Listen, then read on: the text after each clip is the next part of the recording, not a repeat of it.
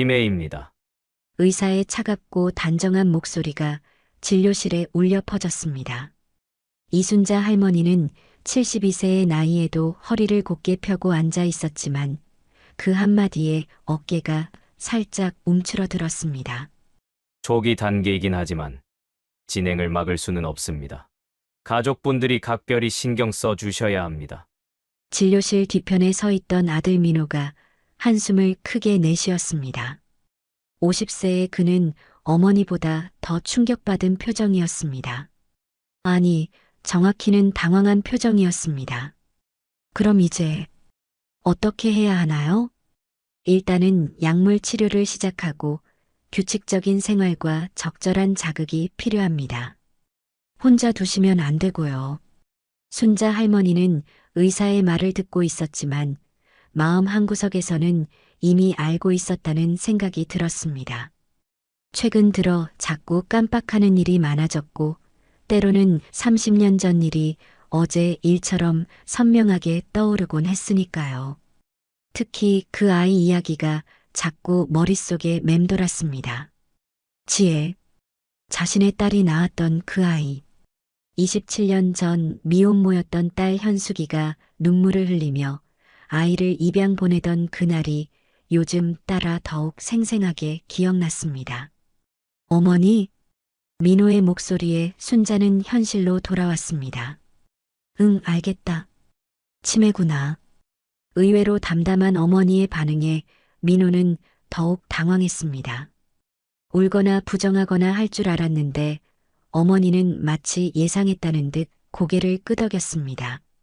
병원을 나오는 길 민호는 계속 휴대폰을 들여다보았습니다. 어머니는 그런 아들을 바라보며 속으로 쓴웃음을 지었습니다. 아마 요양원을 알아보고 있을 것입니다. 자신을 돌볼 시간도 마음도 없는 아들이니까요. 민호야, 네 어머니, 내가 찾고 싶은 사람이 있다. 민호는 운전대를 잡은 채 고개를 돌렸습니다. 누구요? 지혜라는 아이야. 내 누나가 낳은. 어머니, 또 그 얘기예요? 누나는 27년 전에 돌아가셨잖아요. 그리고 그 아이는 어디 갔는지도 모르고요. 민호의 목소리에는 짜증이 섞여 있었습니다. 어머니가 가끔 꺼내는 이 이야기를 그는 늘 불편해했습니다. 미혼모였던 누나의 일이며 입양 보낸 조카의 일이며 모두 감추고 싶은 가족사였으니까요. 찾고 싶다고 했잖아. 어머니, 치매 초기라고 했잖아요. 이상한 생각하지 마세요. 순자는 더 이상 말하지 않았습니다. 아들에게는 이해받을 수 없다는 것을 알았으니까요. 하지만 마음속으로는 다짐했습니다. 기억이 완전히 사라지기 전에 반드시 그 아이를 찾겠다고. 차창 밖으로 봄볕이 따스하게 비쳐들었지만 순자의 마음은 복잡했습니다. 시간이 얼마 남지 않았다는 현실과 마지막으로 하고 싶은 일이 있다는 간절함이 가슴속에서 부딪혔습니다. 일주일 후 순자는 강남의 한 요양병원에 입원했습니다. 민호가 알아본 곳 중에서 가장 시설이 좋다는 곳이었습니다. 하지만 순자에게는 그저 감옥 같았습니다. 어머니, 여기가 제일 좋은 곳이에요. 간병인도 친절하고 시설도 깨끗하잖아요. 민호는 어머니를 달래듯 말했지만 사실 그의 마음속에는 안도감이 더 컸습니다. 치매 환자를 집에서 돌보는 것은 현실적으로 불가능했으니까요. 회사 일도 바쁘고 아내도 시어머니를 부담스러워했습니다. 집에서 지내고 싶은데 어머니 혼자 계시면 위험해요. 여기서 전문적인 관리를 받으셔야 해요. 순자는 더 이상 말하지 않았습니다. 아들의 마음도 이해했으니까요. 하지만 가슴 한구석이 쓸쓸했습니다. 자신이 평생 모은 재산으로 이런 좋은 병원에 입원할 수 있지만 정작 마음을 나눌 가족은 없다는 현실이 슬펐습니다. 그럼 저는 일주일에 2번씩 오겠어요. 필요한 것 있으면 간병인한테 말씀하시고요. 민호가 떠나고 나자 순자는 홀로 병실에 앉아 있었습니다. 깨끗하고 넓은 1인실이었지만 왠지 더 외로웠습니다. 창밖으로는 도시의 번화가가 내려다 보였고 사람들이 바쁘게 오가는 모습이 보였습니다. 그때 문이 열리고 한 여성이 들어왔습니다. 50대 초반으로 보이는 그녀는 단정한 유니폼을 입고 따뜻한 미소를 지었습니다. 안녕하세요, 할머니. 저는 김숙희라고 해요.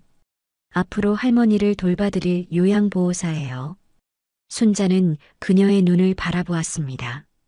아들의 눈에서는 볼 수 없었던 진심이 느껴졌습니다. 계산적이지 않고 의무감도 아닌 순수한 따뜻함이었습니다. 고맙구나, 숙희야. 할머니, 편하게 지내세요. 제가 잘 돌봐드릴게요. 순자는 그날 밤 오랜만에 마음이 조금 놓였습니다. 적어도 이곳에서는 자신을 이해해줄 사람이 한 명은 있을 것 같았으니까요. 요양원에서의 첫날 밤 순자는 잠을 이루지 못했습니다. 낯선 환경 때문이기도 했지만 자꾸만 떠오르는 기억 때문이었습니다. 치매라는 진단을 받고 나서 더욱 선명해진 30년 전의 그날이었습니다. 1996년 한겨울이었습니다. 당시 25살이었던 딸 현숙이가 눈물을 흘리며 갓난아기를 안고 돌아왔습니다. 미혼모가 된 딸을 받아들이기까지 순자도 시간이 필요했지만 손녀를 보는 순간 마음이 녹았습니다. 엄마, 미안해요. 정말 미안해요. 현숙이는 계속 울기만 했습니다. 아이 아버지는 책임을 지지 않고 사라졌고 당시 순자네 한복점은 경영난에 시달리고 있었습니다. 현실적으로 아이를 키우기가 어려운 상황이었습니다. 지혜라고 이름 지었어요. 지혜롭게 자라라고. 아기는 정말 예뻤습니다. 현숙이를 닮아 눈이 또렷했고 작은 손가락은 순자의 손을 꼭 잡았습니다. 순자는 그 순간 이 아이를 끝까지 지키겠다고 다짐했습니다. 하지만 현실은 녹록하지 않았습니다. 현숙이는 산후우울증에 시달렸고 한복점은 점점 어려워졌습니다. 빚이 늘어나고 생활비도 부족했습니다. 무엇보다 현숙이가 아이를 제대로 돌보지 못했습니다. 엄마, 저는 엄마가 될 자격이 없어요. 이 아이가 불쌍해요. 6개월을 버티던 현숙이가 마침내 입양을 결정했습니다. 순자는 반대했지만 현숙이의 의지가 확고했습니다. 그리고 솔직히 순자도 현실적인 어려움을 인정할 수밖에 없었습니다. 입양 기관에서는 좋은 가정을 소개해주겠다고 약속했습니다. 경제적으로 여유 있고 아이를 간절히 원하는 부부라고 했습니다. 지혜야, 미안하다. 아이를 넘겨주던 날 순자의 가슴은 찢어질 것 같았습니다.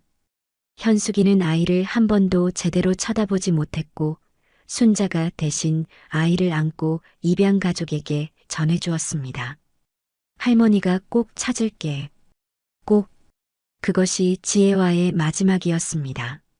그 후 현숙이는 몇 년 뒤 병으로 세상을 떠났고 순자는 홀로 남아 한복점을 다시 일으켰습니다.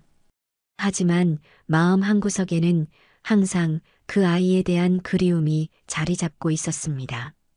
지혜야, 우리 지혜가 어디 있을까? 순자는 침대에 누워 천장을 바라보며 중얼거렸습니다. 27살이 된 지금 그 아이는 어떤 모습일까요? 행복하게 살고 있을까요? 자신을 원망하고 있을까요? 치매 진단을 받고 나서 더욱 간절해졌습니다. 기억이 사라지기 전에 마지막으로 그 아이를 만나고 싶었습니다. 미안하다고 사랑한다고 말하고 싶었습니다. 요양원 생활이 시작된 지 2주가 지났습니다. 순자는 매일 같은 시간에 일어나고 같은 시간에 식사를 하며 정해진 프로그램에 참여했습니다. 규칙적인 생활이었지만 마음 한구석은 늘 공허했습니다. 그날도 평소와 같았습니다. 오후 산책 시간에 김숙희의 부축을 받으며 요양원 주변을 걷고 있었습니다. 봄볕이 따뜻했고 거리에는 사람들이 바쁘게 오가고 있었습니다. 할머니, 저기 예쁜 드레스들이 많이 걸려 있네요.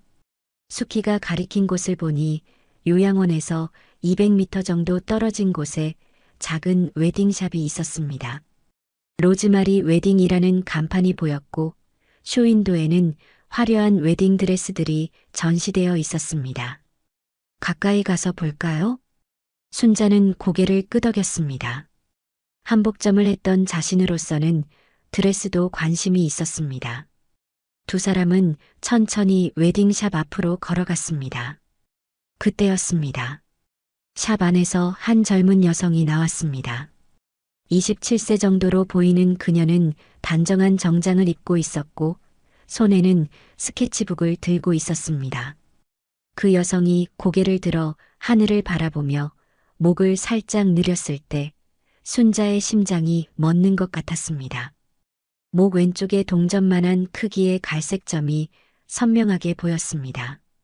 저건 순자는 30년 전을 떠올렸습니다. 갓난아기였던 지혜의 목에도 똑같은 위치에 똑같은 모양의 점이 있었습니다. 당시 의사는 태어날 때부터 있던 모반이라고 했습니다. 그리고 그 여성의 목에는 작은 은목걸이가 걸려 있었습니다. 순자는 그 목걸이를 자세히 보려고 눈을 찡그렸습니다. 목걸이 끝에 달린 작은 펜던트가 무엇인지 궁금했습니다. 저 아이, 그 여성의 얼굴을 보는 순간 30년 전 딸 현숙이의 모습이 겹쳐 보였습니다. 같은 눈매, 같은 입술 모양, 그리고 무엇보다 목의 점까지. 이건 우연일 수가 없었습니다. 할머니, 괜찮으세요? 수키가 걱정스럽게 물었습니다. 순자의 얼굴이 갑자기 창백해졌기 때문입니다. 그 여성은 잠시 순자를 바라보더니 공손하게 미소를 지으며 고개를 숙여 인사했습니다.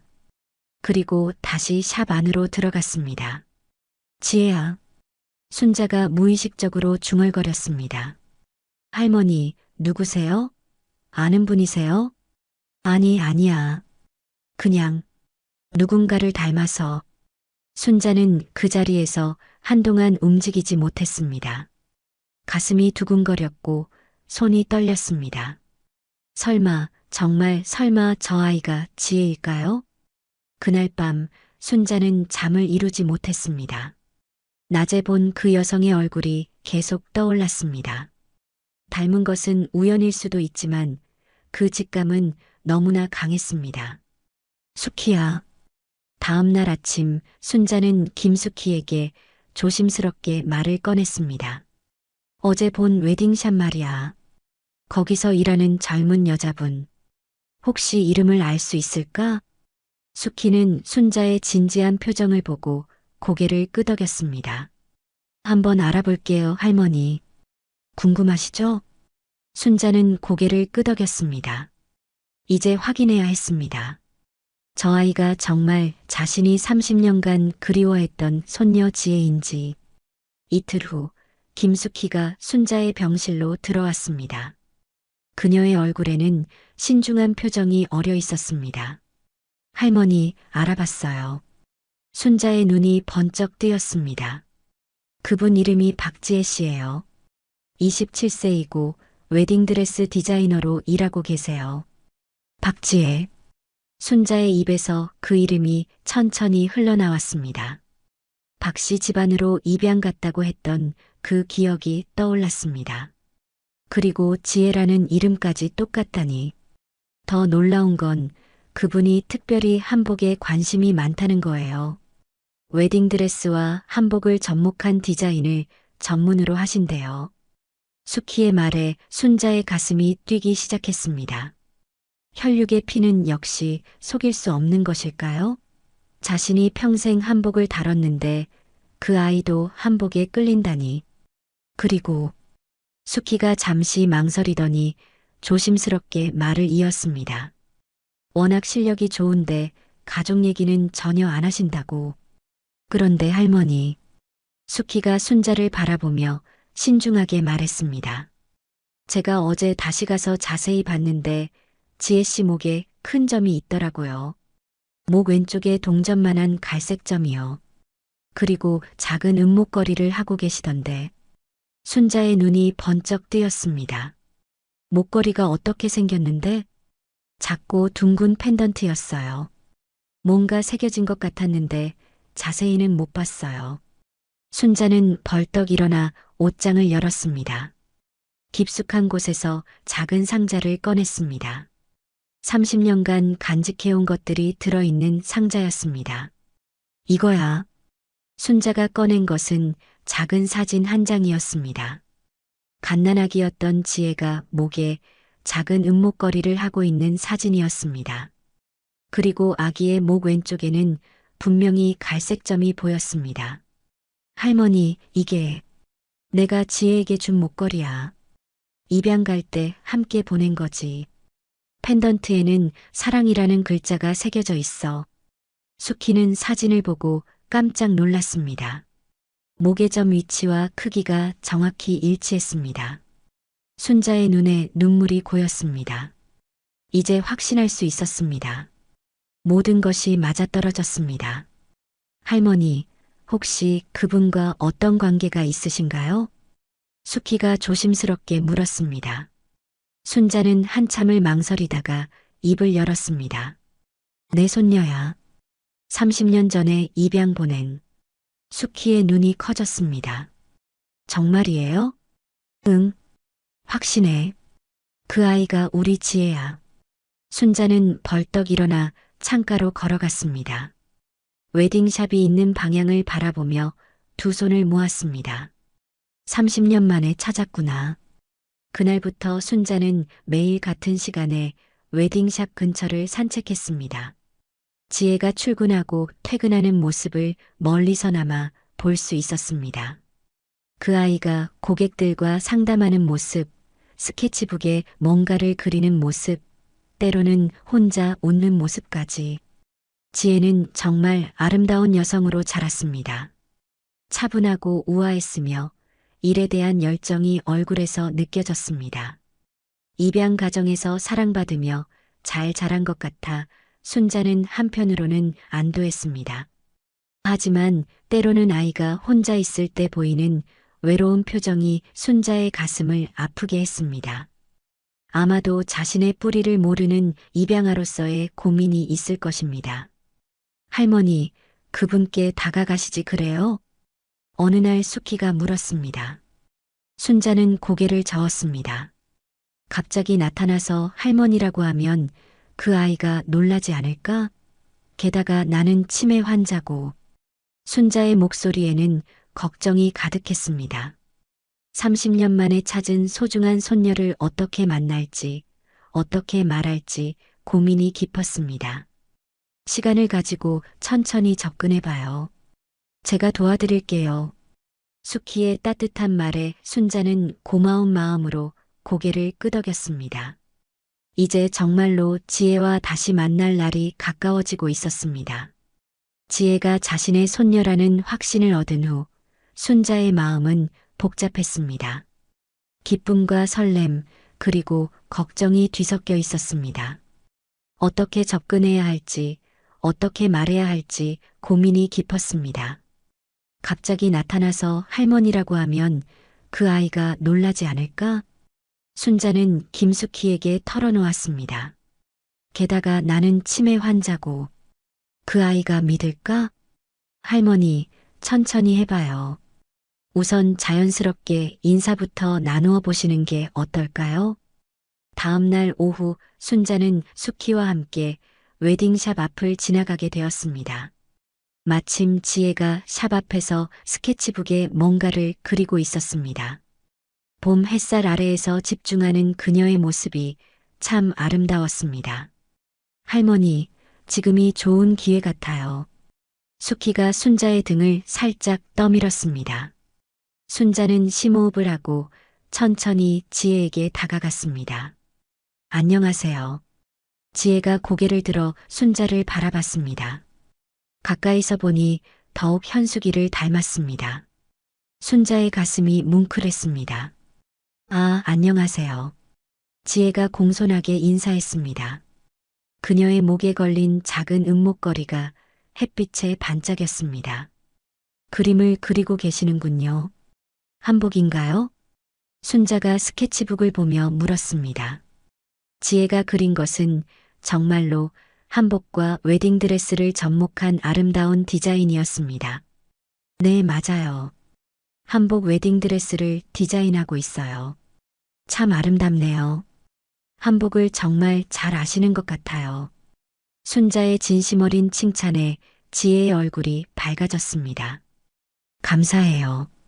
사실 한복이 너무 좋아서 이유는 모르겠지만 어릴 때부터 한복을 보면 마음이 편해졌어요. 그 말을 듣는 순자의 가슴이 뜨거워졌습니다. 역시 핏줄은 속일 수 없는 것 같았습니다. 혹시 한복을 직접 만드실 줄도 아세요? 아니요, 아직은. 배우고 싶지만 어디서 배워야 할지 몰라서요. 순자는 그 순간 마음속에서 무언가가 번쩍했습니다. 이것이야말로 자연스럽게 지혜와 가까워질 수 있는 기회였습니다. 저 젊었을 때 한복점을 했었거든요. 시간이 되시면 한번. 정말이에요? 지혜의 눈이 반짝였습니다. 네, 요양원에 계시는 할머니인데 한복 만드는 솜씨가 정말 대단하세요. 옆에서 듣고 있던 수키가 거들었습니다. 혹시 괜찮으시다면 가끔 뵙고 한복에 대해 여쭤볼 수 있을까요? 지혜가 순수한 눈빛으로 물었습니다. 순자의 마음이 따뜻해졌습니다. 물론이지요. 언제든 환영이에요. 3일 후 지혜가 요양원을 찾아왔습니다. 손에는 자신이 그린 한복 스케치들을 가득 담은 포트폴리오를 들고 있었습니다. 순자는 그날 아침부터 가슴이 두근거려 잠시도 앉아 있을 수 없었습니다. 할머니, 1층 카페에서 만나시면 돼요. 제가 미리 한복들을 가져다 놓았어요. 김숙희가 순자를 휠체어에 태우고 엘리베이터로 내려갔습니다. 요양원 1층에는 보호자들과 입원자들이 편하게 만날 수 있는 작은 카페가 있었습니다. 넓은 창으로 햇빛이 들어와 따뜻한 분위기였습니다. 순자는 자신이 젊었을 때 만든 한복 몇 벌을 카페 테이블 위에 조심스럽게 펼쳐 놓았습니다. 비록 오래된 것들이지만 정성스러운 바느질과 아름다운 색감은 여전했습니다. 할머니, 손님이 오셨어요. 지혜가 카페 입구로 들어서며 정중하게 인사를 했습니다. 테이블 위에 펼쳐진 한복들을 보고 감탄했습니다. 와, 정말 아름다워요. 직접 만드신 거예요? 그럼 다 내 손으로 만든 것들이지. 순자의 목소리에는 자부심이 담겨 있었습니다. 지혜는 한복을 조심스럽게 만져보며 섬세한 바느질 솜씨에 감탄했습니다. 이 자수는 어떻게 하신 거예요? 정말 정교해요. 저것 말이야. 매화꽃 문양인데 한 땀 한 땀 정성을 들여야 해. 마음이 급하면 절대 안 돼. 순자가 한복을 들어보이며 설명했습니다. 지혜는 눈을 반짝이며 듣고 있었습니다. 할머니는 언제부터 한복을 만드셨어요? 20살 때부터니까. 50년 넘게 했지. 우리나라 전통 의상이 얼마나 아름다운지 알리고 싶었어. 지혜가 가져온 스케치를 보여주자 순자는 깜짝 놀랐습니다. 비록 서양식 웨딩드레스와 접목한 디자인이었지만 한복의 기본 구조와 미감을 정확히 이해하고 있었습니다. 이건 정말 잘 그렸구나. 한복의 선이 살아있어. 정말요? 사실 한복을 제대로 배워본 적이 없어서 늘 아쉬웠어요. 그럼 내가 가르쳐 줄까? 시간이 되면 말이야. 순자의 제안에 지혜의 얼굴이 환하게 밝아졌습니다. 정말이에요? 너무 감사해요. 그 순간 순자는 지혜의 웃는 모습을 보며 가슴이 뭉클했습니다. 30년 전 현숙이가 웃을 때와 똑같은 모습이었습니다. 그리고 목에 걸린 작은 목걸이가 더욱 확실하게 보였습니다. 카페 한쪽에서 김숙희가 커피를 마시며 두 사람을 지켜보고 있었습니다. 순자가 얼마나 행복해하는지 느껴졌습니다. 그런데 할머니, 지혜가 조심스럽게 물었습니다. 혹시 가족분들은 어디 계세요? 순자의 표정이 잠시 어두워졌습니다. 아들이 하나 있는데 바빠서 자주 못 와. 그리고 순자는 잠시 망설이다가 말을 이었습니다. 딸이 하나 있었는데 오래전에 세상을 떠났어. 그 딸이 낳은 손녀가 있었는데 어릴 때 헤어져서 지금 어디 있는지 몰라. 지혜의 눈이 커졌습니다. 자신도 입양하라는 걸 알고 있었기에 순자의 말이 남의 일 같지 않았습니다. 그 손녀분을 많이 그리워하시나 봐요. 응, 매일 생각해. 지금쯤 어디서 뭘 하고 있을까? 행복하게 살고 있을까? 순자의 목소리가 떨렸습니다. 지혜는 순자의 손을 조심스럽게 잡았습니다. 분명 어디선가 잘 살고 계실 거예요. 그리고 할머니를 그리워하고 계실 거예요. 지혜의 따뜻한 위로에 순자의 눈가가 촉촉해졌습니다. 이 아이가 바로 자신이 그리워하는 그 손녀라는 것을 아직은 말할 수 없었지만 마음으로는 이미 느끼고 있었습니다. 그 이후로 지혜는 일주일에 2번씩 요양원 1층 카페를 찾았습니다. 매번 새로운 스케치를 가져와 순자에게 보여주고 한복 만들기의 기초를 차근차근 배웠습니다. 순자는 매번 미리 카페에 내려와 한복 재료들과 바느질 도구를 준비해 놓았습니다. 지혜야, 바늘은 이렇게 잡아야 해. 너무 세게 쥐면 손이 아프고 너무 느슨하면 바느질이 고르지 않아. 카페 구석 테이블에서 순자는 지혜의 손을 잡고 직접 가르쳐 주었습니다. 지혜의 손은 부드럽고 따뜻했습니다. 마치 어린 시절 현숙이의 손을 잡던 기억이 떠올랐습니다. 할머니 손은 참 따뜻해요. 지혜가 웃으며 말했습니다. 나이가 들어서 그런가? 예전엔 차가웠는데. 아니에요. 정말 따뜻해요. 마음이 따뜻한 분이니까 손도 따뜻한 거 아닐까요? 지혜의 순수한 말에 순자는 가슴이 뭉클했습니다. 이 아이는 정말 착했습니다. 입양 가정에서 사랑받으며 잘 자랐다는 것이 느껴졌습니다. 지혜야, 너는 어떤 가정에서 자랐니? 어느 날 순자가 조심스럽게 물었습니다. 좋은 부모님을 만났어요. 아버지는 의사이시고 어머니는 피아노 선생님이세요. 외동딸로 정말 사랑받으며 자랐어요. 지혜의 얼굴에 따뜻한 미소가 번졌습니다. 그럼 다행이구나. 좋은 부모님을 만나서. 네, 정말 감사해요. 하지만 지혜가 잠시 망설이더니 말을 이었습니다. 가끔은 궁금해요. 저를 낳아주신 분들은 어떤 분일까? 지금 어디서 뭘 하고 계실까? 순자의 가슴이 찡했습니다. 원망하지는 않니? 아니요. 분명 어쩔 수 없는 사정이 있으셨을 거예요. 그리고 저를 사랑해서 더 좋은 곳으로 보내신 거라고 생각해요. 지혜의 성숙한 대답에 순자는 눈물이 날 것 같았습니다. 이 아이는 정말로 지혜로웠습니다. 이름처럼 지혜롭게 자랐습니다. 할머니는 왜 우세요? 지혜가 걱정스럽게 물었습니다. 아니야, 그냥 너 같은 손녀가 있었으면 얼마나 좋았을까 해서. 할머니의 손녀분도 분명 지혜처럼 착하게 자랐을 거예요. 김숙희가 카페 다른 테이블에서 이 모습을 지켜보며 마음이 복잡했습니다.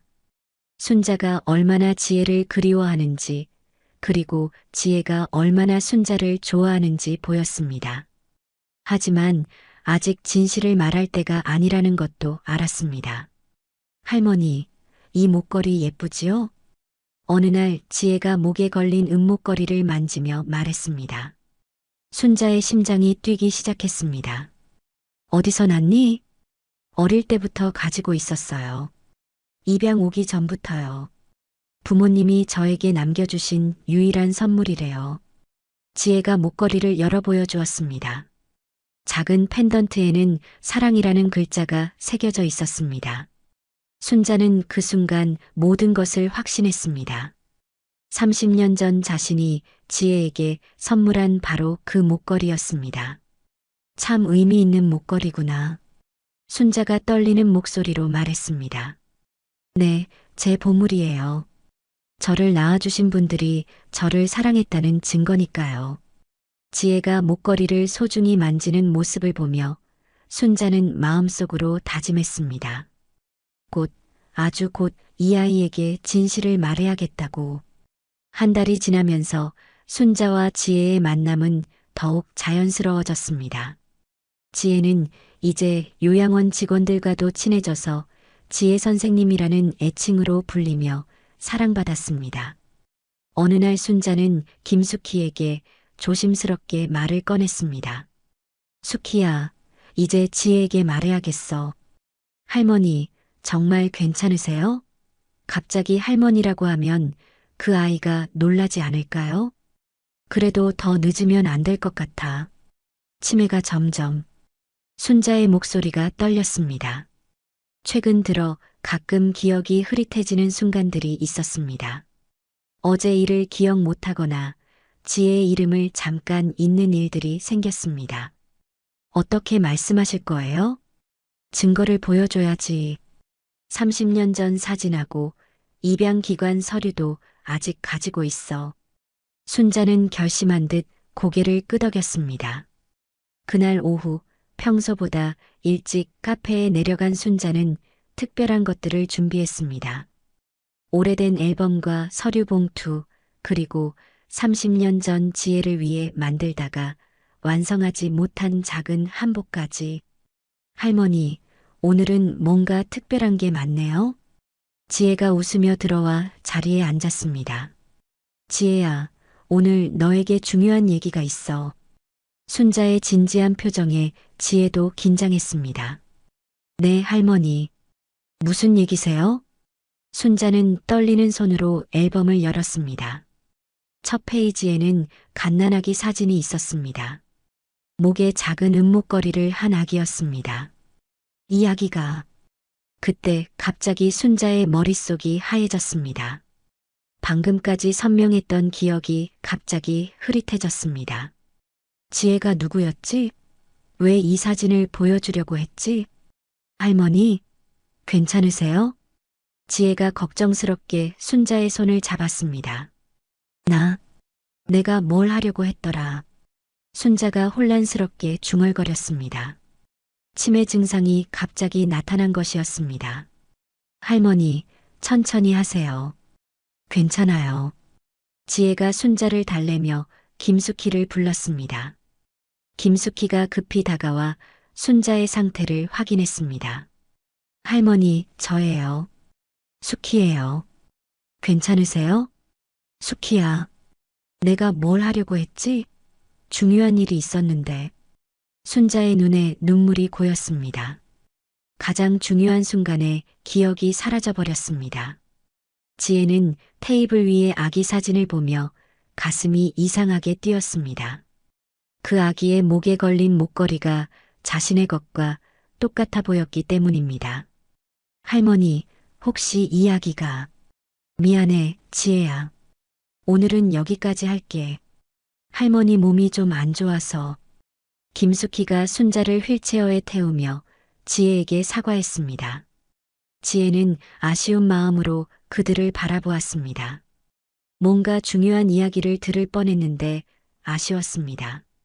그날 밤 순자는 병실에서 자신의 기억력이 점점 나빠지는 것을 실감했습니다.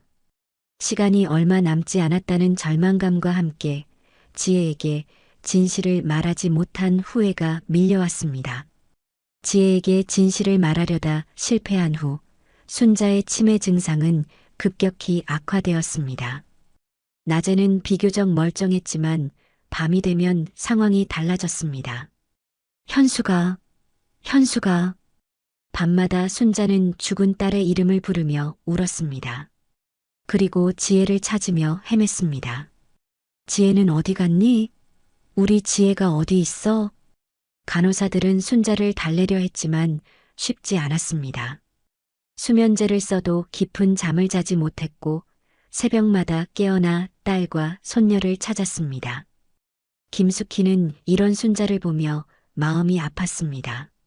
낮에는 지혜와 행복한 시간을 보내지만 밤에는 혼자 그리움에 괴로워하는 모습이 안타까웠습니다.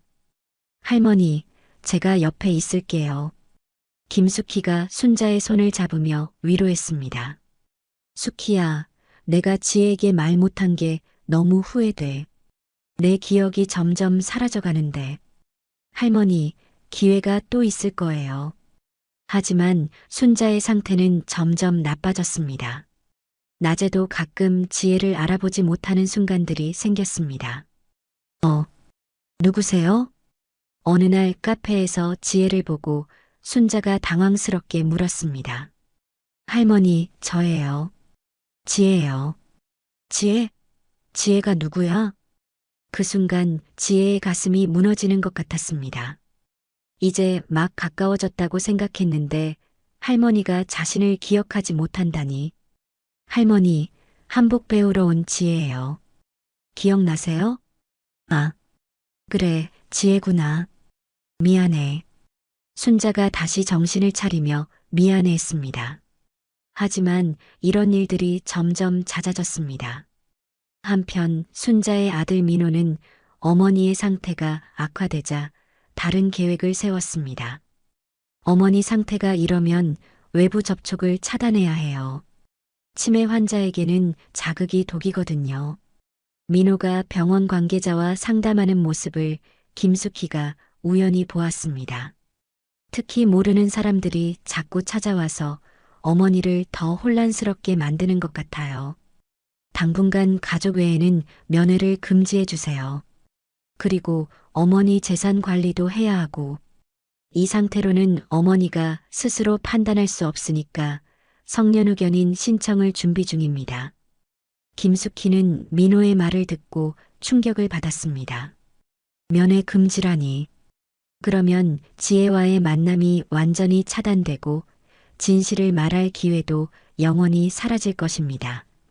할머니, 큰일이에요. 그날 밤 김숙희가 순자에게 민호의 계획을 알려주었습니다. 뭐라고? 면회 금지? 네, 가족 외에는 모든 면회를 금지한다고 하세요. 지혜 씨도 더 이상 만날 수 없게 될 거예요.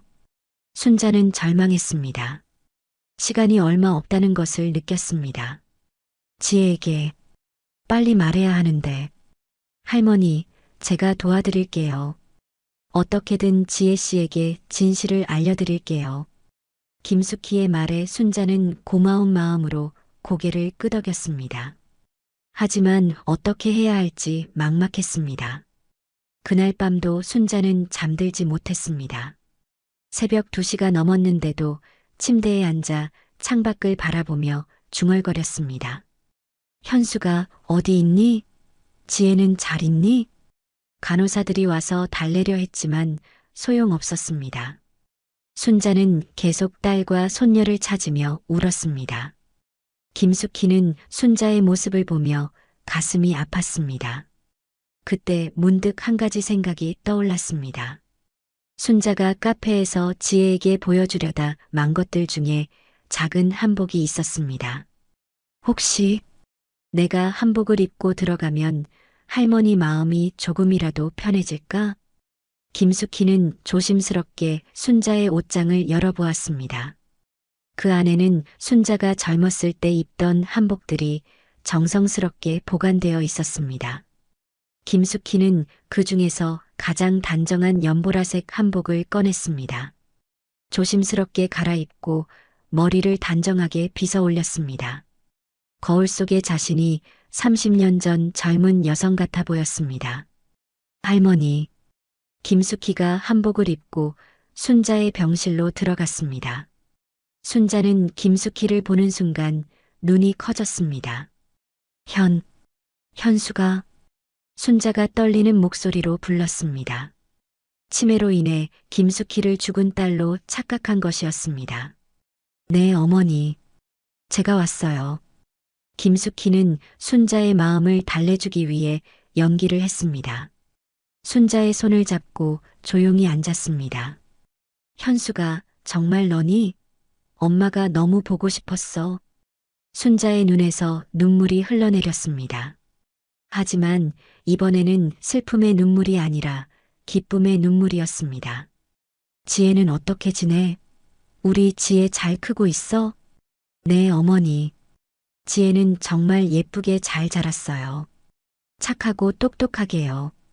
김숙희의 말에 순자는 환한 미소를 지었습니다. 다행이구나.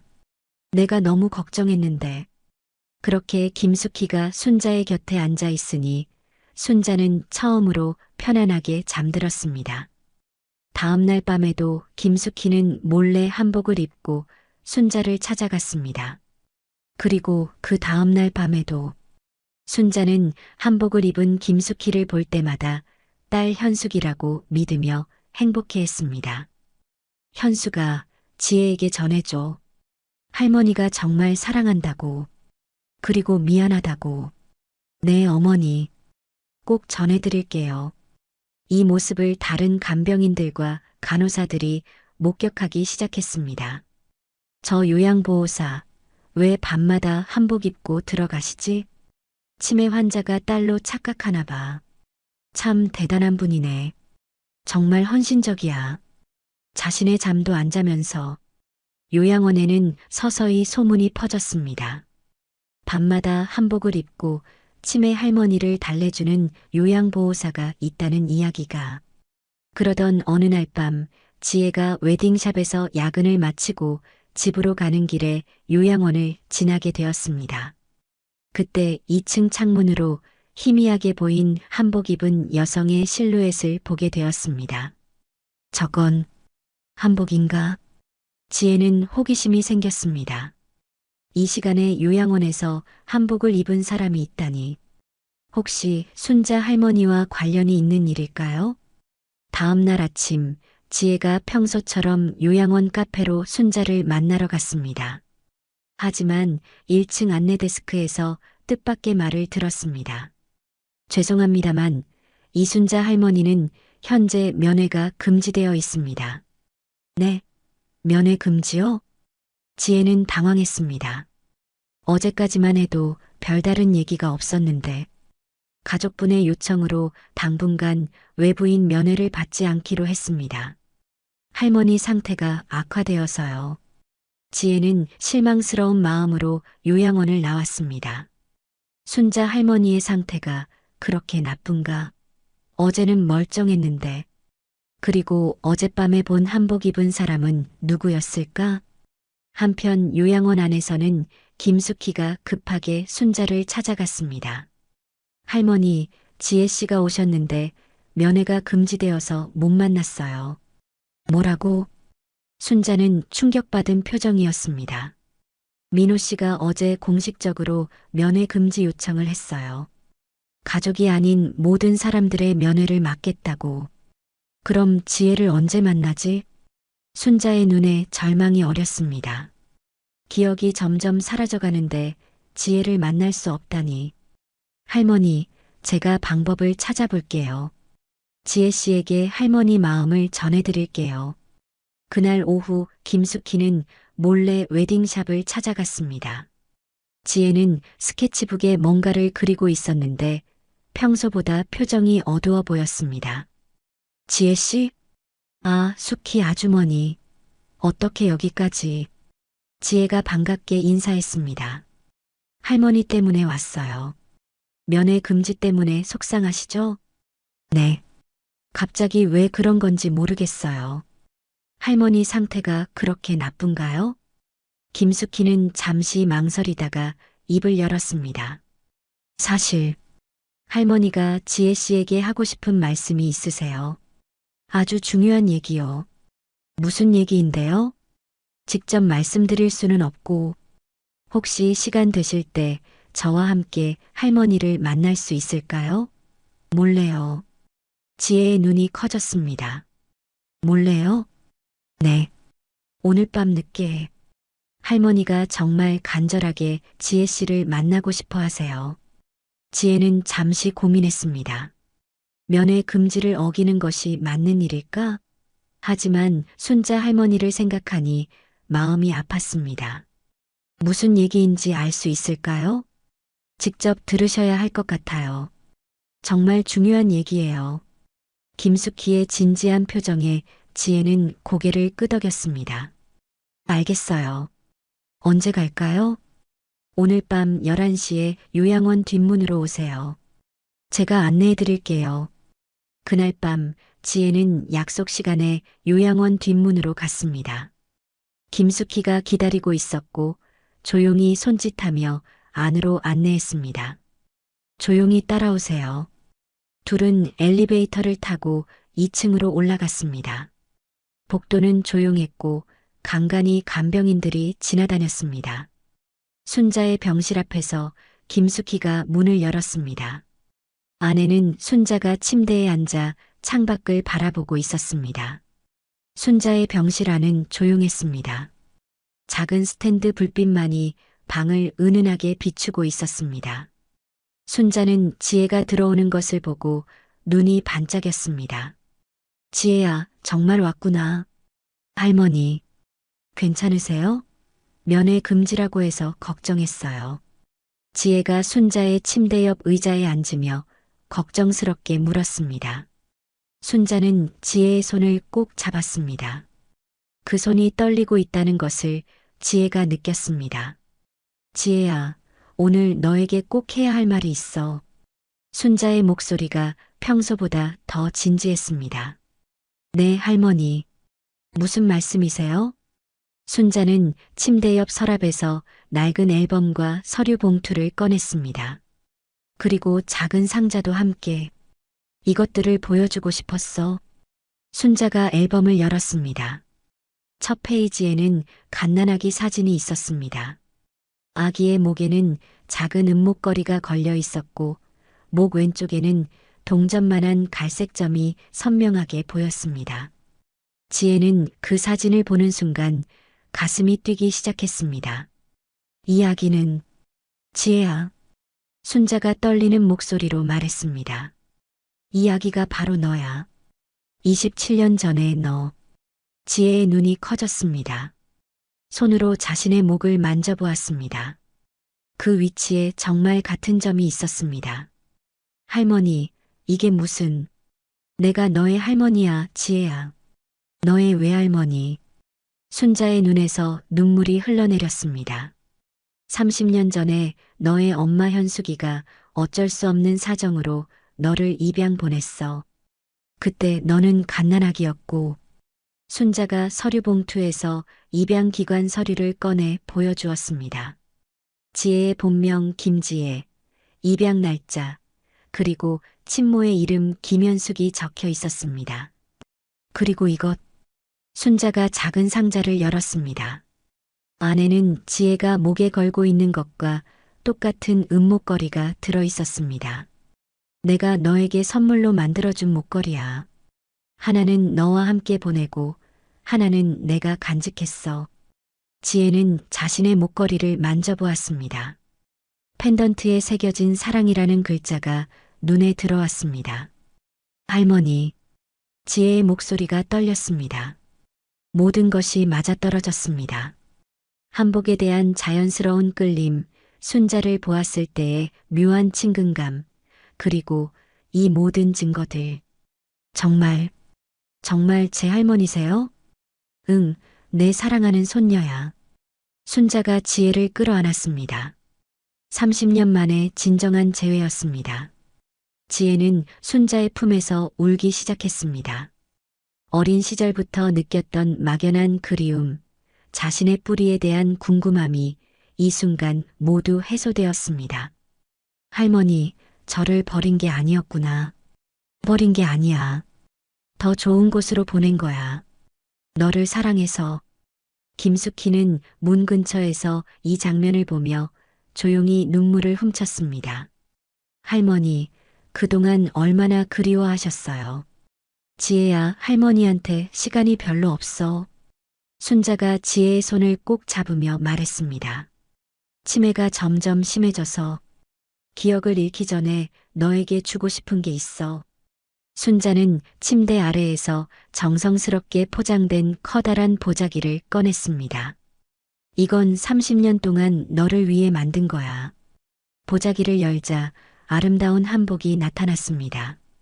연분홍빛 저고리와 연보라빛 치마, 그리고 섬세한 자수가 놓인 방위까지 모든 것이 완벽했습니다. 할머니, 지혜는 숨이 막힐 정도로 아름다운 한복을 보며 감탄했습니다. 너의 결혼식을 위해 만든 거야. 매년 조금씩 만들어서 내가 27살이 되면 딱 맞을 거라고 생각하며 순자의 목소리가 떨렸습니다. 한 땀 한 땀에 할머니의 사랑을 담았어. 그리고 너에 대한 그리움도. 지혜가 한복을 조심스럽게 만져보았습니다. 정말 완벽한 바느질이었습니다. 30년의 세월과 정성이 느껴졌습니다. 할머니, 정말 아름다워요. 이렇게 소중한 걸. 그리고 이것도. 순자가 또 다른 상자를 꺼냈습니다. 안에는 작은 수첩과 열쇠가 들어 있었습니다. 이건 뭐예요? 은행 통장이야. 30년 동안 너를 위해 모은 돈. 그리고 옛날 한복점 자리. 지금은 작은 빌딩이 되어 있어. 지혜의 눈이 커졌습니다. 할머니, 이런 건 받을 수 없어요. 받아야 해. 이건 다 내 거야. 할머니가 평생 너를 위해 준비한 거니까. 순자가 지혜의 손에 통장과 열쇠를 쥐어주었습니다. 그리고 가장 중요한 건 순자가 지혜의 두 손을 잡았습니다. 할머니의 한복 만드는 기술을 너에게 물려주고 싶어. 우리 전통을 이어가길 바래. 할머니, 너는 이미 재능이 있어. 혈육의 피가 흐르니까. 할머니가 가르쳐 준 것들 잊지 말고 계속 발전시켜줘. 그때 김숙희가 조심스럽게 다가와 속삭였습니다. 할머니, 시간이. 새벽이 다가오고 있었습니다. 곧 간호사들의 순회 시간이었습니다. 지혜야, 이제 가야겠구나. 순자가 아쉬워하며 말했습니다. 할머니, 언제 다시 만날 수 있어요? 모르겠어. 면회 금지가 언제까지 계속될지. 순자의 목소리에 슬픔이 담겨 있었습니다. 하지만 괜찮아. 오늘 너를 만나서 모든 걸 전해줄 수 있었으니까. 지혜는 순자를 꼭 안으며 말했습니다. 할머니 사랑해요. 그리고 저를 사랑해 주셔서 감사해요. 나도 사랑해, 지혜야. 정말 많이. 김숙희의 안내로 지혜는 조용히 요양원을 빠져나왔습니다. 손에는 할머니가 준 보자기와 상자들을 소중히 들고 있었습니다. 집에 돌아온 지혜는 한복을 펼쳐놓고 한참을 바라보았습니다. 30년의 사랑과 정성이 담긴 작품이었습니다. 그리고 자신이 얼마나 사랑받는 존재인지 깨달았습니다. 다음 날부터 지혜는 매일 요양원 근처를 맴돌았습니다. 면회는 할 수 없지만 할머니가 계신 건물을 보는 것만으로도 위로가 되었습니다. 그리고 김숙희를 통해 할머니의 안부를 전해 들었습니다. 순자는 지혜에게 모든 것을 전해준 후로 마음이 많이 편안해졌다고 했습니다. 며칠 후 민호가 평소보다 일찍 요양원을 찾았습니다. 어머니의 상태가 급격히 악화되었다는 연락을 받았기 때문이었습니다. 2층으로 올라가던 중 민호는 복도에서 낯선 젊은 여성이 김숙희와 함께 나오는 것을 보았습니다. 저 사람은 누구지? 민호가 간호사에게 물었습니다. 아, 그분은 박지혜 씨라고 하는데 할머니와 가까운 분이세요. 가까운 분? 면회 금지라고 했는데 왜 들어왔어요? 그게 김숙희 씨가 특별히. 민호는 당황했습니다. 자신이 모르는 사이에 어머니에게 접근한 사람이 있다니. 게다가 면회 금지 조치를 어기고 말입니다. 민호는 급히 어머니 병실로 들어갔습니다. 어머니, 방금 나간 사람이 누구예요? 순자는 아들을 보자 당황한 표정이었습니다. 민호야, 언제 왔니? 어머니, 방금 나간 젊은 여자가 누구냐고 물어봤잖아요. 순자는 잠시 망설이다가 입을 열었습니다. 지혜야, 우리 지혜. 또 그 얘기예요? 어머니, 치매 때문에 헛것을 보시는 거예요. 민호는 짜증을 냈습니다. 하지만 순자의 표정이 평소와 달랐습니다. 치매 증상일 때의 흐릿한 눈빛이 아니라 아주 선명하고 확신에 찬 눈빛이었습니다. 민호야, 지혜를 찾았어. 정말로 찾았다고. 어머니, 그 사람이 누나가 낳은 아이라는 거예요? 말도 안 돼요. 사진도 있고 목걸이도 있어. 목의 점도 똑같고. 순자가 침대 옆 서랍을 가리켰습니다. 민호가 열어보니 낡은 앨범과 서류들이 들어 있었습니다. 민호는 앨범을 펼쳐보았습니다. 갓난아기 사진과 입양 서류, 그리고 작은 목걸이까지 모든 것이 정리되어 있었습니다. 이게 정말? 응, 내가 30년간 간직한 거야. 민호는 혼란스러웠습니다. 정말로 어머니가 말씀하신 손녀가 존재한다는 뜻일까요? 그때 김숙희가 병실로 들어왔습니다. 할머니, 지혜 씨가 안전하게. 김숙희는 민호를 보고 말을 멈췄습니다. 숙희 씨, 설명 좀 해주세요. 방금 나간 사람이 정말 어머니 손녀라는 거예요? 김숙희는 잠시 망설이다가 고개를 끄덕였습니다. 네. 할머니가 직접 확인하셨어요. 확인이라니 어떻게요? 사진과 목걸이, 그리고 신체적 특징까지 모두 일치했어요. 민호는 믿기 어렵다는 표정이었습니다. 하지만 이상하지 않아요? 갑자기 나타나서 할머니라고 하다니. 혹시 어머니 재산을 노리는 건 아닐까요? 그런 게 아니에요. 지혜 씨는 자신이 입양하라는 것만 알고 있었어요. 할머니를 만난 것도 우연이었고요. 하지만 민호의 의심은 쉽게 가시지 않았습니다. 30년 만에 갑자기 나타난 손녀라니 너무 의심스러웠습니다. 다음 날 민호는 병원에 DNA 검사를 의뢰했습니다. 어머니에게서 모발 샘플을 채취하고 지혜에게도 검사를 요청했습니다. DNA 검사요? 지혜는 당황했습니다. 김숙희를 통해 연락을 받았지만 갑작스러운 요청이었습니다. 네, 민호 씨가 정확한 확인을 하고 싶다고 하세요. 저는 상관없어요. 할머니가 제 친할머니라는 걸 증명할 수 있다면. 지혜는 기꺼이 검사에 응했습니다. 오히려 과학적으로 입증되는 것이 좋다고 생각했습니다. 하지만 민호의 태도는 달랐습니다. 검사 결과가 나올 때까지 지혜의 면회를 완전히 금지시켰습니다. 어머니가 혼란스러워 하시니까 결과가 나올 때까지는 만나지 말아주세요. 지혜는 상처받았습니다. 할머니를 돈 때문에 접근했다고 의심받는 것 같아서 마음이 아팠습니다. 숙희 아주머니, 제가 정말 할머니의 친손녀가 맞을까요? 당연하죠. 할머니가 그렇게 확신하시는데. 하지만 삼촌은 저를 믿지 않아요. 김숙희는 지혜를 위로했습니다. 그리고 순자에게는 상황을 솔직히 설명했습니다. 할머니, 민호 씨가 DNA 검사를 하고 있어요. DNA 검사? 네, 지혜 씨가 정말 손녀인지 확인하려고요. 순자는 슬퍼했습니다. 아들이 자신의 말을 믿지 않는다는 것이 속상했습니다. 내가 치매라고 해서 판단력이 없다고 생각하는구나. 며칠 후 검사 결과가 나왔습니다. 민호가 병원에서 결과지를 받아보는 순간 그의 얼굴은 창백해졌습니다. 99.97% 일치. 조성관계가 확실합니다. 의사의 설명에 민호는 말을 잃었습니다. 정말로 어머니 말씀이 맞았던 것입니다. 민호는 급히 요양원으로 돌아왔습니다. 어머니 병실에서 순자는 창밖을 바라보며 앉아 있었습니다. 어머니, 결과가 나왔니? 순자가 돌아보며 물었습니다. 네, 정말 손녀가 맞았어요. 민호의 목소리가 떨렸습니다. 어머니, 죄송합니다. 제가 어머니 말씀을 믿지 않았어요.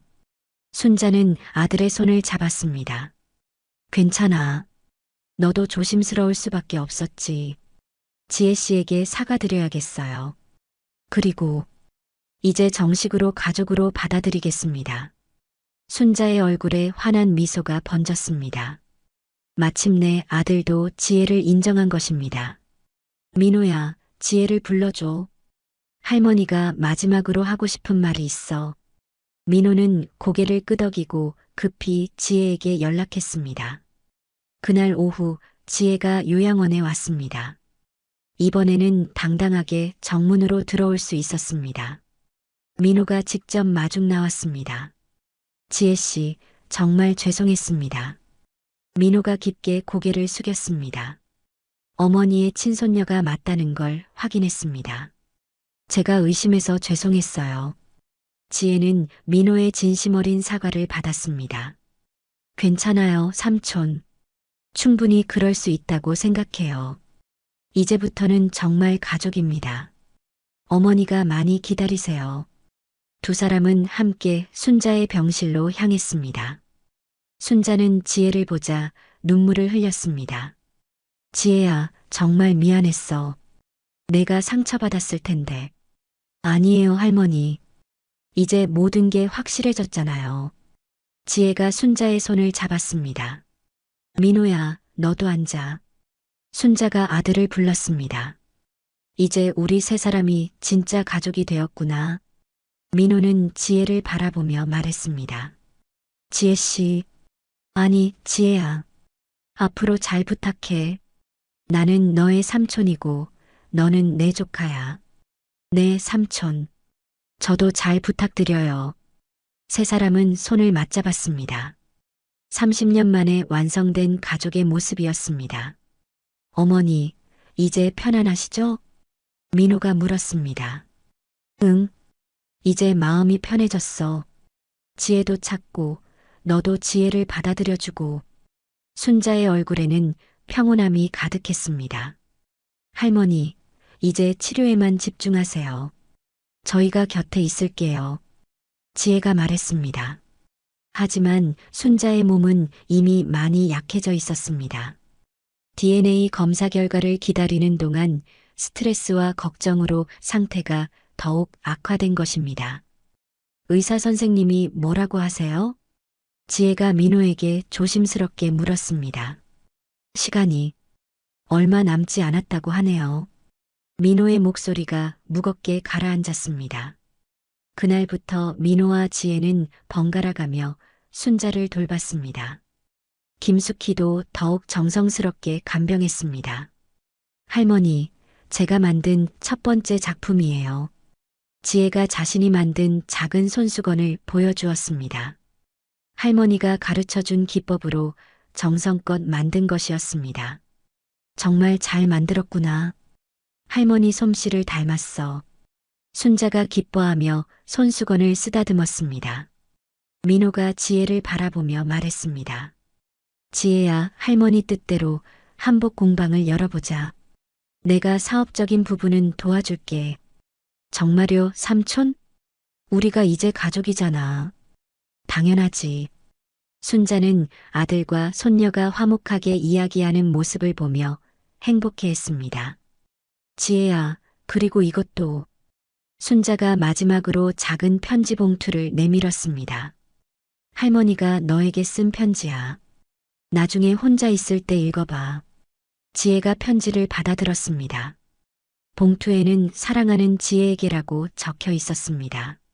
할머니, 지혜의 눈에서 눈물이 흘러내렸습니다. 울지 마, 지혜야. 이건 기쁜 일이야.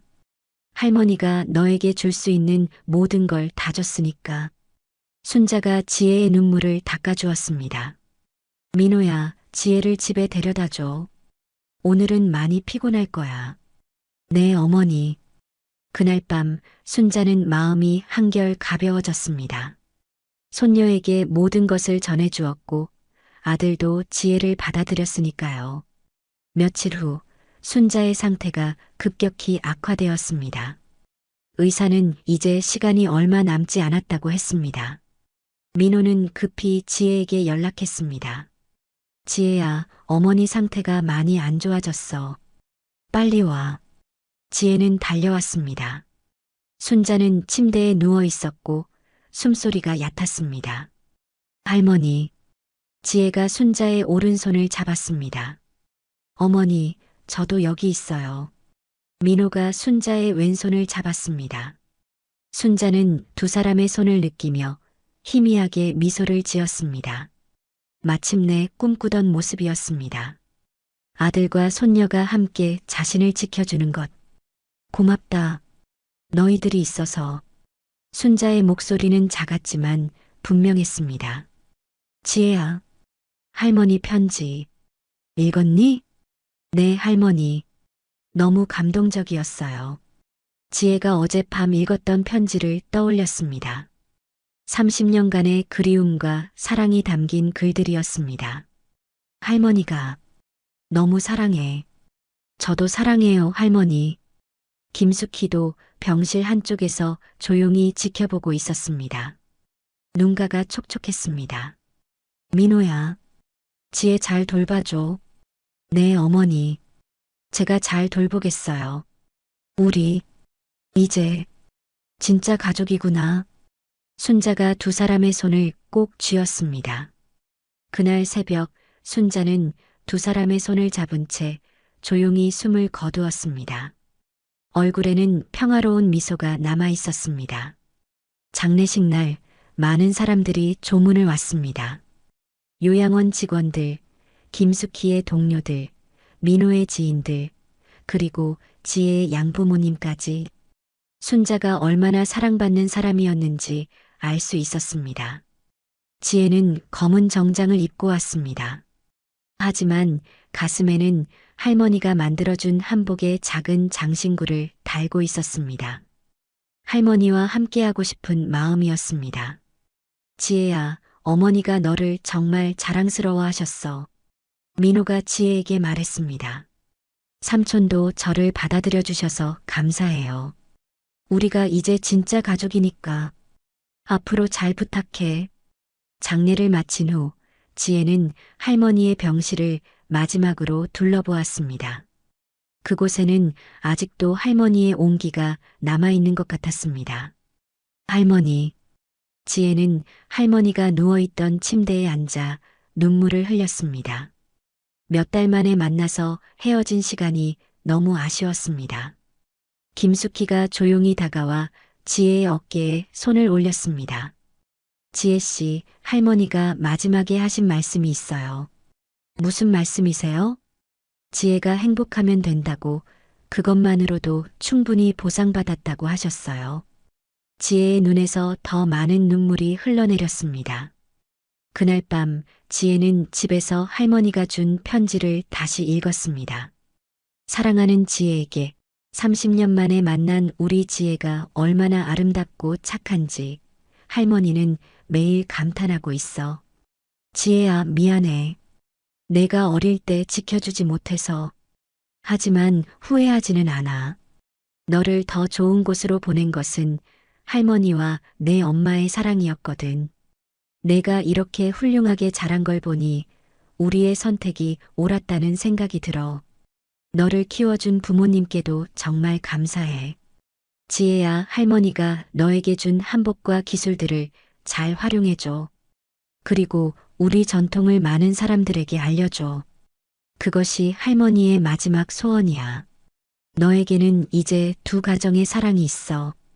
너를 키워준 부모님의 사랑과 너를 낳고 그리워한 할머니의 사랑. 그 모든 사랑을 받을 자격이 있는 소중한 아이야. 사랑해, 지혜야. 할머니의 마음은 언제나 너와 함께 할 거야. 할머니 이순자. 지혜는 편지를 읽고 또 울었습니다. 하지만 이번에는 슬픔의 눈물이 아니라 감사의 눈물이었습니다. 다음 주 지혜는 웨딩샵 사장에게 사표를 냈습니다. 지혜야, 갑자기 왜? 할머니의 유산을 이어받고 싶어요. 한복 공방을 열려고 해요. 민호도 지혜의 결정을 적극 지지했습니다. 내가 사업적인 부분에서 도와줄게. 어머니 뜻대로 좋은 공방을 만들어 보자. 지혜는 할머니가 물려준 건물을 리모델링하기 시작했습니다. 1층은 한복 공방으로, 2층은 한복 전시관으로 만들 계획이었습니다. 공사가 진행되는 동안 지혜는 매일 할머니 묘소를 찾았습니다. 할머니, 오늘은 바닥 공사를 했어요. 할머니가 좋아하셨던 따뜻한 원목 바닥으로 깔았어요. 할머니, 오늘은 한복 전시대를 설치했어요. 할머니 작품들을 제일 좋은 자리에 놓을 거예요. 매일매일 공방 준비 상황을 보고하는 지혜의 모습을 보며 김숙희도 마음이 뭉클했습니다. 지혜 씨, 저도 도와드릴까요? 요양 언니를 그만두고. 정말요? 너무 고마워요, 아주머니. 할머니도 기뻐하실 거예요. 두 사람은 함께 공방을 준비했습니다. 할머니의 흔적을 하나하나 정성스럽게 정리하고 새로운 시작을 위한 준비를 했습니다. 할머니의 옷장에서는 수많은 한복 재료들이 나왔습니다. 비단, 명주, 삼배, 모두 최고급 재료들이었습니다. 그리고 할머니가 30년간 써온 바느질 도구들도 발견했습니다. 할머니가 이 모든 걸 저를 위해 준비하셨구나. 지혜는 할머니의 재봉틀 앞에 앉아 처음으로 혼자서 한복을 만들어 보기 시작했습니다. 할머니가 가르쳐 준 대로 한 땀 한 땀 정성을 들였습니다. 첫 번째 작품은 할머니를 위한 것이었습니다. 할머니가 좋아하셨던 연보라색 한복이었습니다. 할머니, 제가 만든 첫 번째 한복이에요. 어떠세요? 묘소 앞에서 완성된 한복을 펼쳐 보이는 지혜의 모습은 마치 할머니와 대화하는 것 같았습니다. 6개월 후 순자 한복 공방이 문을 열었습니다.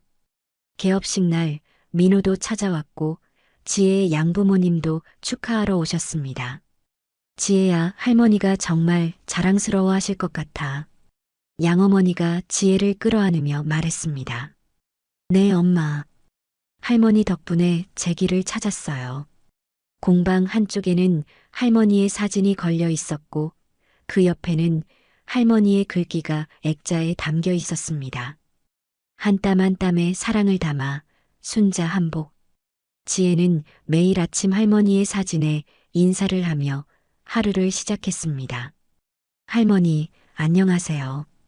오늘도 할머니가 가르쳐 주신 마음으로 한복을 만들겠어요. 그리고 저녁에는 하루 있었던 일들을 할머니께 보고했습니다. 할머니, 오늘은 젊은 신부가 와서 할머니 스타일의 한복을 주문했어요. 할머니 기법으로 정성껏 만들어 드릴게요. 어느 날 한 할머니 손님이 공방에 오셨습니다. 여기가 그 유명한 순자 한복이구나. 신문에서 봤어. 네, 어서 오세요. 내 손녀 결혼식 한복을 부탁하고 싶은데 정성껏 만들어주겠지? 물론이에요. 제 할머니가 저에게 해주신 것처럼 정성껏 만들어 드릴게요. 그 순간 지혜는 깨달았습니다. 할머니의 사랑이 자신을 통해 다른 사람들에게 전해지고 있다는 것을, 그리고 그것이 바로 할머니가 원하셨던 일이라는 것을. 1년이 지나고 지혜는 할머니 기일의 묘소를 찾았습니다. 손에는 자신이 만든 작은 한복을 들고 있었습니다. 할머니, 보세요. 제가 혼자서 만든 아기 한복이에요. 그것은 지혜가 언젠가 낳을 아기를 위해 미리 만든 것이었습니다. 할머니의 사랑이 저를 거쳐 제 아이에게도 전해질 거예요. 그리고 그 아이가 자라면 또 다음 세대에게. 지혜의 눈에서 눈물이 흘러내렸습니다. 하지만 이번에는 슬픔의 눈물이 아니었습니다. 감사와 희망의 눈물이었습니다. 바람이 불어와 지혜의 머리를 스쳤습니다. 마치 할머니가 쓰다듬어 주시는 것 같았습니다. 할머니, 사랑해요. 그리고 고마워요. 할머니 덕분에 저는 정말 행복해요. 하늘에서는 순자가 지혜를 내려다보며 미소 짓고 있었습니다. 30년간의 그리움과 사랑이 마침내 완성된 순간이었습니다. 진정한 사랑은 죽음도, 시간도, 기억 상실도 이길 수 없다는 것을, 그리고 그 사랑은 세대를 이어 영원히 전해진다는 것을 지혜는 이제 알았습니다. 할머니의 마지막 선물은 한복이나 재산이 아니었습니다. 그것은 바로 영원히 이어지는 사랑이었습니다. 여러분, 오늘 이야기 어떠셨나요? 이야기가 마음에 닿았다면 구독과 좋아요 부탁드릴게요. 여러분의 따뜻한 댓글 하나가 모두에게 큰 힘이 됩니다. 감사합니다.